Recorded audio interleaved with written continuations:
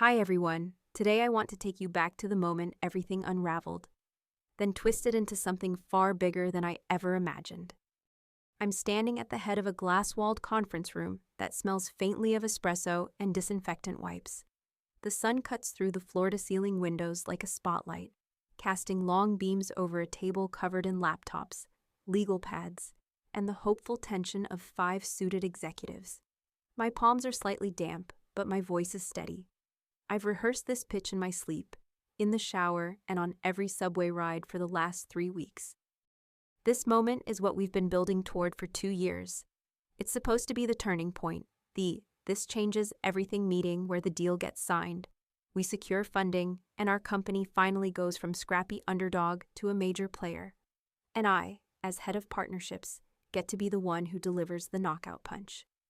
So, before you listen, take a moment to like the video and subscribe, but only if you genuinely enjoy what I do here. Where are you watching from today? Drop your location in the comments. Now, let's ease into the story together. I introduce myself to the boardroom as Isla Marin, a name I used to say with pride. The slide deck clicks through behind me, clean visuals, clear margins, bold points. My voice glides over the financials and projections like I've done this 100 times, because I basically have. We've spent months refining this strategy, talking late into the night, patching in remote calls with our CEO, Kai, and CTO, Mina. This wasn't just a job to me. This was my heart, my identity, my second home. And the room is feeling it. I can see it in their posture. The polite skepticism of Minute 1 has melted into genuine curiosity. We're talking real buy-in here. One of the board members leans forward and asks, "What's your rollout timeline if we approve the next tranche?" That's when I know I've hooked them. I glance down for a moment to breathe, and that's when it happens. My phone, face down on the table beside my laptop, buzzes once. I shouldn't check it. I should ignore it until the meeting wraps. But for some reason, I flip it over. It's a text from Kai. I read it once, then again. "We've decided to go in a different direction. Your access will be revoked by EOD. Thank you for your service." That's it. No call, no explanation, just 30 words, and I'm gone. I blink. It doesn't register at first. My mind tries to convince me it's a joke, or maybe a wrong text. I scroll up to see our previous messages. Normal, recent, optimistic. We had spoken not even 48 hours ago about this very pitch. But as I stand there, mid-sentence, I feel my brain unraveling behind my face.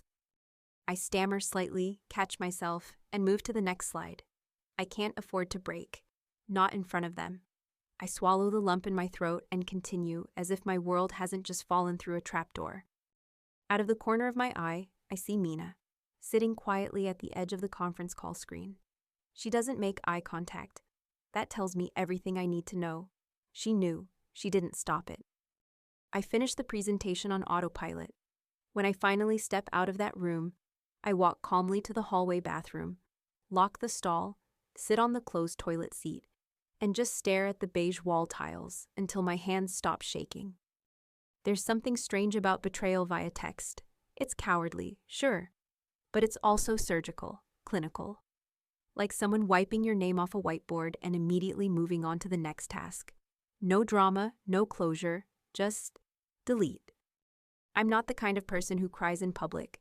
But in that moment, I don't even have the strength to suppress the sting in my eyes. The pitch, the deal, the months of grinding. It's all still on the table, still unfolding upstairs. But now, it belongs to someone else. I don't even know who. And somehow, I'm expected to disappear quietly into the background, while the deal I birthed lives on without me. Here's what they don't tell you about ambition. It can be used against you. When you love something enough, you'll work unpaid hours, cover for others, ignore red flags, and keep building even when the cracks start showing, because you believe in it. That kind of loyalty, it's valuable, and it's exactly what makes you disposable. In that moment, staring at the bathroom tile, I'm not just angry, I'm hollow. I don't know what hurts more, losing the job, losing the people I trusted, or the cruel timing of being thrown out mid-pitch like a defective cog. But even through the days, one thought surfaces with sharp clarity. They did this now, during the deal, for a reason. They didn't want me at the finish line. They didn't want my name on the win. And the more I think about it, the more that tells me something important. Maybe they know just how dangerous I'd be on my own. I sit in that bathroom stall for 13 minutes. I count each one like a lifeline. I try not to spiral, but of course, I do. My brain jumps from shock to anger to shame and back again in a loop, like a scratched vinyl playing a song I didn't ask for. Eventually, I pull myself up and splash cold water on my face. My reflection in the mirror looks like someone who just got sucker punched, but is pretending it didn't hurt. A faint smudge of mascara has betrayed me. I wipe it clean. I walk back to the lobby with a steady pace, even though my legs feel like wet paper. The investors are still in the conference room, laughing softly with the team. I don't go back in. I already know. I've been erased. If I re-enter, I'll just be that awkward former employee who didn't get the memo. The irony is, we'd landed them. The pitch worked. I could feel it in the room. But the win isn't mine, at least not anymore. I don't take the elevator. I walk down the 6 flights of stairs. I count those too. Outside, the sky is a perfect slate gray, threatening rain. I stand under it for a while, phone in hand, not really sure what I'm supposed to do next. Call someone? But who? Most of my contacts are tied to that job. And even if they weren't, what would I say? Hey, guess what? I got fired during my own presentation. Yeah, no. I don't go home right away. Instead, I duck into a quiet bar 2 blocks away and sit in the corner booth. I order a black coffee, no sugar. The bartender raises an eyebrow, probably wondering why someone looks this wrecked at 2 p.m. on a Tuesday. I don't offer an explanation. It's there, in that booth, that I open the text again. I stare at it like it'll morph into something else, like I misread it. But it stays the same. I think back to all the little warning signs, the odd silence during planning calls, the way Kai had stopped looping me into some of the higher-level strategy meetings, saying they were more technical. Mina's increasing vagueness when I asked about funding updates. There was one moment, just 2 weeks before the pitch, where I walked into the office and found Kai and Mina whispering in the break room. They went quiet when I walked in. I remember laughing and saying, "Don't stop gossiping just because I'm here." And they forced smiles, but their eyes didn't match. I'd chalked it up to stress. No, I chose to chalk it up to stress, because the alternative, that something was brewing behind my back, was too painful to consider. Looking back, the writing was smeared across every wall. But you know how it goes. When you believe in something, really believe in it, your brain filters the data.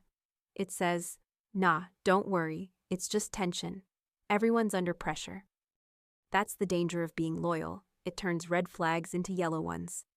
Then eventually into beige wallpaper you stop noticing altogether. The bar stays quiet.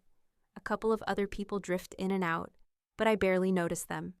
I'm too busy replaying every conversation from the last 2 months, every email, every meeting, trying to figure out when the decision was made. Was it days ago? Weeks? Did they already know during our last all-hands? The worst part? I helped build the pitch deck that's going to land them the biggest check in our company's history, and I won't be in the photo when they announce it. My fingerprints will be on every slide, but I'll be gone. I check my email, still no follow-up, just that one text. I open Slack, locked out. Company email, access denied. I laugh out loud, a little too loudly for a quiet bar. The bartender looks over and I wave it off. I must look unhinged. And maybe I am, just a little. Because when you dedicate yourself to something for years, only to be cast aside like an afterthought, your sense of self doesn't just wobble, it fractures. But here's the funny thing about hitting rock bottom. It makes everything else feel lighter. You stop caring what people think. You start asking new questions like, if I built that pitch, that strategy, that relationship, what's actually stopping me from doing it again, on my own? It's just an idea at first, a whisper, a flicker. But I grab my notebook and jot it down anyway, just a heading. Reclaim the deal. Nothing more. I sit with that phrase for a long time. It feels electric, illicit even, like I've just discovered a secret I wasn't supposed to know. They think I'm out of the game, that much is clear. But what if I'm not? What if I don't go quietly? What if I make a few calls? I pull out my phone and scroll through my contacts. I still have the direct number for Elise Cho, the senior exec from the investment firm we were pitching. We'd spoken twice during prep, and I remember her laughing at one of my jokes during a pre-meeting call. She said, "I like your edge. You're not afraid to say the hard part out loud." I wonder what she'd say if I called her now, not as a startup rep, but as a free agent. The idea is crazy, reckless, maybe illegal? I'm not sure. I don't know the terms of my separation because there were no terms, just a goodbye text. Which, now that I think about it, may have been a critical mistake on their part. No severance, no NDA, no non-compete. Just a sudden ejection, assuming I'd slink away in silence. I close my notebook, toss a 10 on the counter, and step out into the rain. It's coming down now, not hard but steady. I walk with my head up, letting the water streak down my face. If they didn't want me at the table, fine. I'll build my own. I don't sleep much that night. I lie in bed, lights off, mind racing. The kind of thoughts that don't let you drift. They drag you down a hallway of what-ifs and whys. I go through everything, every meeting, every look, every moment that should have told me this was coming. I feel like I've been mugged in broad daylight. But it's not just the shock. It's the humiliation that stings worst. The kind that sinks deep and makes you doubt your own memory of the last 2 years. That morning, I wake up before the alarm. I don't bother getting dressed up. Oversized hoodie, jeans, no makeup. Just me and my mission. The first call I make is to Mateo. He was one of our earliest collaborators, an independent UX designer who we worked with when we were still trying to make our prototype feel human. He always said I was the only one on the team who actually knew how to talk to users like people. I figured if anyone could remind me who I was before this job turned me into a ghost, it would be him. He picks up after 2 rings. "Isla?" His voice is groggy. "It's been a minute." "Too long," I say. "Hey, I need to ask you something that might sound crazy. You're calling at 6:40 in the morning, so I'd be disappointed if it wasn't." I tell him what happened, the text, the lockout, the deal. There's a long silence on the other end. "Wow," he finally says. "That's actually insane." "Yeah." "Do they even know what they just threw away?" "They will." Mateo doesn't hesitate. "Tell me what you need." That's the thing about building good relationships. You never know when they'll come back around like lifeboats. I ask him to help me mock up a new brand identity. Something clean, different. No resemblance to the old company. "You're going solo?" he asks. "Not exactly, but I'm reclaiming the deal. I'm going to pitch it again, under my name." Another pause, then a laugh. "Damn, okay, I'm in." That call lights something in me, confidence, momentum. Next, I reach out to Leo. He's a freelance developer who helped us troubleshoot a nightmare bug last year. He also happens to be brilliant and completely unaffiliated with any of the corporate nonsense that just burned me. We talk tech stack, scalability plans, roadmaps. I give him the condensed version, same bones, new skin. Better bones, actually. "You're serious about this?" he asks. "As a heart attack." "Okay, send me the docs. I'll prioritize it." Piece by piece, I start reassembling what they tried to bury. Not a copy of the company. They can keep that name. I'm building something smarter, cleaner, and less bloated by corporate drama. The skeleton is the same, but the soul? That's all mine. I call it Celis. It's a nod to my grandmother's surname, someone who built her life from nothing and always told me, if they won't let you in the door, build your own house. The name feels right. That afternoon, I do something bold. I write an email to Elise Cho, not as Isla from the former company, just me, my own name, my own email address. Subject, something you might want to hear. Hi, Elise. I know we met under different circumstances last week, but I'd love the chance to speak again, off the record. I believe the opportunity you saw in that pitch still exists, but I'd like to show you a better version of it. No pressure, just 20 minutes. Isla? I hit send. My heart pounds. Maybe she won't reply. Maybe she'll forward it to Kai and they'll lawyer up. Maybe this is a spectacularly bad idea. But I'd rather go out swinging than sit in silence, wondering what could have happened if I had. That evening, I get the reply. Subject: something you might want to hear. Hi, Isla. Color me intrigued. Let's set something up. Thursday at 11. I stare at the screen, mouth slightly open. It's happening. I'm doing it. Thursday comes faster than I expect. I show up early, laptop in tow, dressed in a way that feels like me, confident but not corporate. Clean black blazer, white tee, boots, no logo, no badge. Elise greets me in a small conference room with a smile that says she already knows something's up. We sit.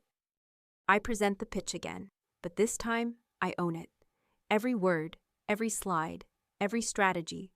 I cut the fluff, add fresh insight, reframe the rollout timeline with more aggressive traction benchmarks. It's the same core product, but now it reflects everything I couldn't say before, everything I wasn't allowed to. She listens, engaged, head tilted, one finger resting lightly on her chin, the way someone does when they're thinking not, is this real, but how fast can we move? When I finish, she leans back, nods slowly. I like this Isla better. That sentence stays with me because she's right. I'm no longer presenting on behalf of someone else. I'm not pitching a dream I had to ask permission to pursue. This time, I'm the whole damn dream. By the time I step out of Elise's office that Thursday, something inside me has fundamentally shifted. It's not just the pitch or the meeting or the subtle tilt of her head as she said, "Let's stay in touch, soon." It's the sense that I'm not in survival mode anymore. I'm building something. And more than that, I'm free. It's hard to describe how different the world looks when you no longer owe anyone your silence, when no one holds your salary hostage or forces you to dilute your voice for the sake of team cohesion. I walk the city streets with this strange weightlessness, like someone just handed me back my name. But reality sets in fast. I still have no formal backing, no signed checks, no official team, just favors and faith. So I go home and do what any unhinged founder does in the middle of a personal rebrand. I make a giant spreadsheet. On it, names, roles, potential investors, legal to-dos, product tweaks, projected burn rate, MVP deadline, even what snacks I want in the office fridge one day. I'm thinking ahead, not because I expect it all to go smoothly, but because if I'm going to gamble everything, I want to know exactly what I'm betting with. Still, beneath the structure and planning, a slow truth is beginning to crystallize. I was never meant to stay small. That sounds arrogant, I know, but it's not about ego, it's about vision. For 2 years, I let myself be squeezed into a role that always felt a little too tight. I had ideas, instincts, and leadership in me that didn't quite fit the structure. So I became accommodating, quiet, strategic. But in the quiet, I lost pieces of myself. Until now. Now I'm reconstructing the blueprint, with me at the center. Still, the fallout isn't clean. Over the next few days, whispers start to circulate. Friends text me cautiously. "Hey, did you really get fired during the pitch? What happened with you and Kai? I heard something wild. Are you really starting your own version of the company?" I ignore most of them, but there's one that catches me off guard. It's from Mina. Just a single sentence. "You're making a mistake." That one sticks. Not because I believe her, but because part of me still wishes she'd said anything before all this went down. There was a time when I considered her a friend, someone I trusted to check me if I ever went too far or missed something obvious. Her silence was the loudest betrayal of them all. I type out a reply, delete it, type another, delete that too. What's the point? She made her choice. I make mine. A week later, Elise introduces me to 2 other partners at her firm. She doesn't say much, just lets the pitch run again, this time in a co-working space I've borrowed for the hour. I set up the slide deck on a dusty projector, answer questions with no buffer, and talk numbers like someone who owns the risk. The pitch ends, there's silence. Then one of them, Theo, I think, leans forward and says, "So what exactly are you asking for?" I take a breath. $500,000 for 18% equity, with a signed commitment to support our beta launch within the first 4 months. He blinks, then smiles. Confident ask. "I've done this before," I say. Only difference is this time, no one else gets the credit. The room shifts, not just in energy, but in power. They're not evaluating a founder anymore, they're meeting one. Later that night, I walk the city again. It's late. The sidewalks are slick from an earlier rain, the kind that makes everything shimmer under the streetlights. I end up back at that same bar from the day it all collapsed.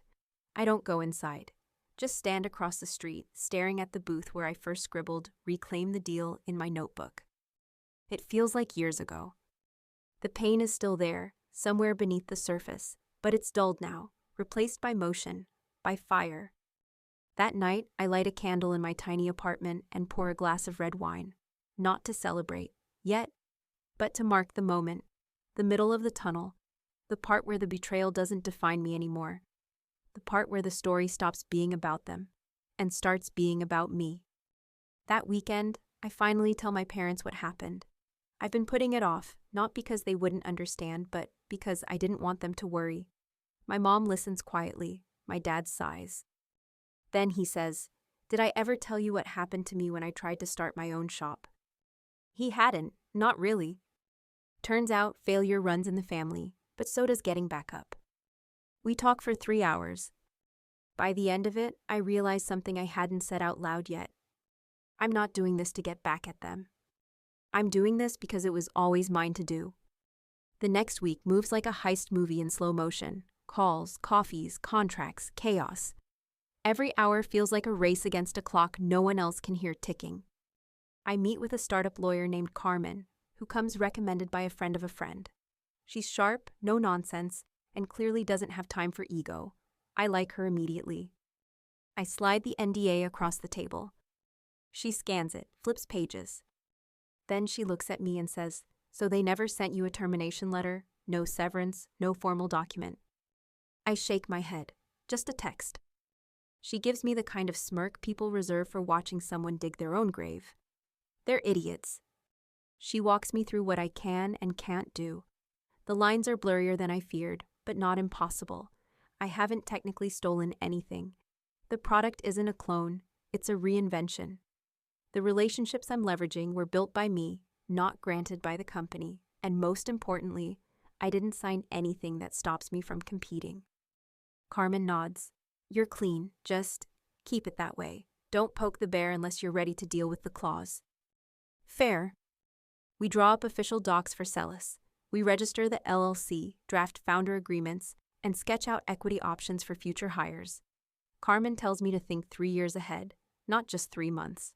I nod, even though my brain's still trying to figure out how to afford lunch next week. Mateo finishes the logo. It's sleek, minimal, a single curved line that forms both an S and a flame, depending on how you look at it. He shows it to me over Zoom and grins. "It's like renewal, right?" he says. "Like burning the old down, but staying warm in the ashes." I nearly cry. Leo, meanwhile, has been pulling all-nighters. He sends me a beta version of the product. Rough, but real.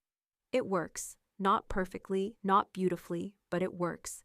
Seeing it on my screen, with our logo, is like watching a phoenix crawl out of the rubble, feathers still damp but unmistakably alive. I call Elise with the update. She asks for a demo next Tuesday. No pressure.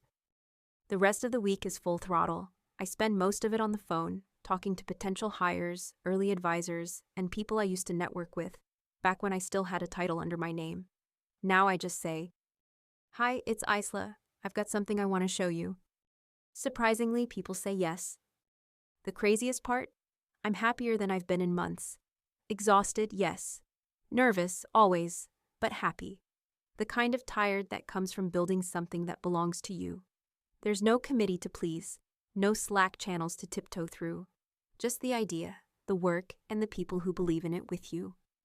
But even in the thrill of creation, I know a storm is brewing.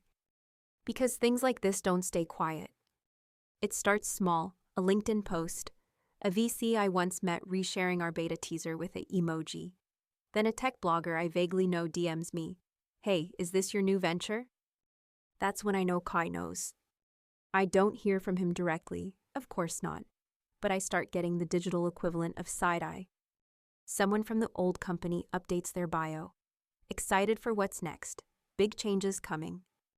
Their tone says everything their silence doesn't. Then Mina sends another message. This time, it just says, "You're playing with fire." I stare at the screen for a while. Then I write back. Good thing I brought matches. It's not about revenge. I keep reminding myself of that. It's not about proving them wrong. It's about proving me right. The version of me that stayed up rewriting pitch decks until 2 a.m. The version of me that held the team together when things got messy. The version of me they thought was replaceable. She's still here, she just doesn't work for them anymore. Tuesday arrives. The demo with Elise and her partners is set for 11 a.m. sharp. I haven't slept more than 4 hours in 2 days. My slide deck is tight. My product walkthrough is rehearsed. The data projections are risky, but compelling. At 10:54, I get a call from an unknown number. I answer. It's Kai. His voice is calm, too calm, like someone trying very hard not to let you hear the smoke in the room. Hey, Isla. I wait. I heard you're working on something. I don't answer. I just want to say, no hard feelings, okay? Things happened fast. The board made some tough calls. It wasn't personal. I nearly laugh. No hard feelings, I echo. Got it. A pause. Then, you should be careful with what you're doing. It's a small world. There it is. The threat under the compliment. The warning wrapped in familiarity. I've seen this tactic before, when someone knows they're too late, so they try to make you doubt yourself just long enough to slow down. But I'm not slowing down. Thanks for the call, Kai, I say. But I've got another meeting starting now. Let's both make the most of our day. I hang up. Close my eyes. Breathe once. Then join the Zoom. It's showtime. The Zoom loads like it knows something big is about to happen, slowly, with that small lag that makes your heart beat faster than necessary. Elise appears first, then Theo, then an unfamiliar face I don't recognize. Probably another partner or analyst. He looks young but sharp, the kind who can smell nervous energy from a mile away. I smile. Not the overcompensating kind, the grounded kind. The kind that says, I know exactly what I'm doing, even if I only figured it out last night. Elise nods. We're ready when you are. So I begin. But this time, it's not just a demo. It's a declaration. I walk them through the journey, carefully sidestepping any direct reference to my previous company. I show them the product. It's lean, intuitive, fast. I talk user experience, pain points, competitive advantages, long-tail growth models. But more than that, I show them why we exist, what problem we're solving, and why no one else is solving it right. They ask questions. I answer cleanly. Nothing defensive, no fluff, just facts, and the conviction of someone who doesn't need to pretend. The younger guy, his name's Ronan, chimes in toward the end. Isla, what's your runway, and what happens if this doesn't go the way you think it will? It's a fair question. It's the kind that separates founders from daydreamers. I don't blink. Our current runway is 3.5 months, assuming no outside capital. After that, we go leaner or we go under. But if I was waiting for guarantees, I wouldn't be sitting here right now. Silence. Then Theo leans back and says, She's got teeth. I grin. Sharp ones. They laugh. A real one this time. Not polite, not performative. The kind that comes when people know you just might be the real thing. After the call ends, I sit perfectly still in my chair. Not because I'm nervous, but because for the first time in a long time, I feel seen. Not tolerated, not managed, not positioned. Seen. The next day, Elise sends an email. Subject, next steps. Hi, Isla. I've had several conversations internally, and the response to your pitch has been strong. We're interested in participating in your pre-seed round. Let's discuss terms. I read it 3 times, just to let it sink in. Then I do something I didn't even realize I'd been holding back on. I laugh. Loudly, unfiltered. The sound fills my tiny apartment like light rushing into a room that's been dark for months. I text Matteo and Leo. It's happening, buckle up. Matteo replies with a confetti emoji. Leo just says, Let's go build a monster.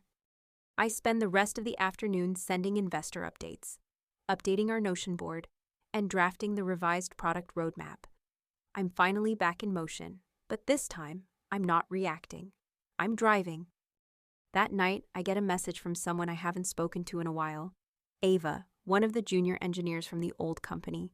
She was smart, always the last one to leave the office, always trying to do more than her title allowed. She writes, "I saw your name pop up in a tech newsletter. Didn't know everything that happened. Just wanted to say, good for you. I'm rooting for you." It hits me harder than I expect. Because behind all this strategy and strength and resolve, there's still a human part of me that wonders if I was overreacting, if I'd just taken it too personally. That voice doesn't go away easily. But messages like Ava's, they help turn the volume down. I write back, "Thanks, Ava. You ever want to talk about next chapters, you know where to find me." 2 days later, I have another meeting scheduled. This one with a different group of investors who passed on us last year when I was still at the old company. This time, I'm not asking them to see potential through someone else's lens. I'm giving them an ultimatum, whether they realize it or not. Halfway through the call, one of them says, "This feels familiar. Didn't your old team pitch something similar?" I smile. This is the same vision, just without the people who didn't believe in it. It lands exactly how I want it to. There's power in owning your origin story, even the messy parts. Especially the messy parts. The next few weeks are a blur. We soft launched the beta to a closed group of early adopters. The response is better than I hoped. There are bugs, of course, a couple minor crashes, but users are actually using it, and they're coming back. That's the part that matters. And the team? We're not a team really, not yet. Just 3 people and a bunch of post-it notes and midnight Slack threads. But the energy is electric. There's no red tape, no weird politics, no let's circle back. Just do the thing, fix the thing, make it better. We're scrappy, but we're real. And somewhere in all this momentum, a phrase keeps echoing in my head, something Elise said during that first pitch. I like this Isla better. I think I finally know what she meant. This version of me? She's not quieter or more polished. She's bolder. She doesn't wait for permission. She doesn't dilute herself for comfort. She walks into the room like she belongs there, because she built it. We get the term sheet the following Monday. It's real. 6 figures. Fair terms. Room to negotiate, but honestly, I don't feel like haggling. I've spent enough time fighting to be allowed to show up. Now I want to build. We sign on Thursday. I use a pen that's been sitting in my drawer for 2 years. One of those cheap conference freebies with a brand I can't remember. Somehow it feels poetic, like using something discarded to seal a deal they never thought I could close. Elise sends me a simple message afterward. "Welcome to the next chapter." I stare at that sentence longer than I should. Because that's exactly what it is. A chapter I didn't plan, didn't want, but somehow needed. A chapter that burned through the last one to make space for something much wilder, much riskier, much more me. We hold a small celebration that night. Just me, Mateo, and Leo on a janky Zoom call with bad lighting, clinking mismatched mugs to the sound of glitchy cheers.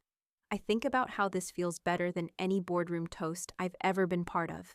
We made something from nothing, from rejection, from disrespect. From that text. Later that night, I open my inbox and almost absent-mindedly check the news alerts. And there it is. A headline from one of the mid-tier tech publications. Ex-startup exec launches rival product after sudden firing. The article doesn't mention my name in the title, but it doesn't need to. Inside, it tells the story, sanitized, of course. Sources close to the situation, unclear reasons, company insiders say. But they got enough of it right. And the comment section? Oh, the comments. Most are speculative, some are trash, but a few strike gold. Good for her. Too many founders forget who built the foundation. Honestly, I'd invest in her version. Firing someone mid-pitch? That's just bad business. I close the tab, lean back, and exhale. They're watching now. But I'm not done yet. The next day, I walk into the same high-rise lobby where it all started. Different outfit, same boots. The woman at the front desk doesn't recognize me. Why would she? I'm not here under my old company's name. I'm here under my own.